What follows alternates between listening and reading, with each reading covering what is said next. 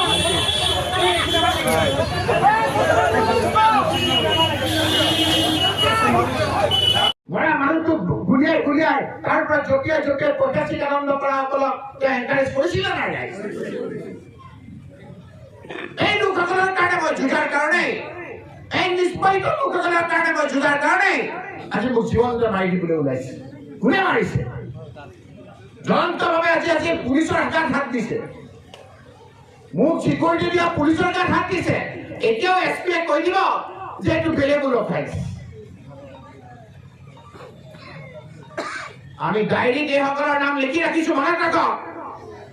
SP হওক বা যোনে নহওক এইসকলৰ নাম আমি লিখি ৰাখিছো এটা সময়ত এটা এটাকৈ বিচাৰ হ'ব আপোনালোকক মই আজি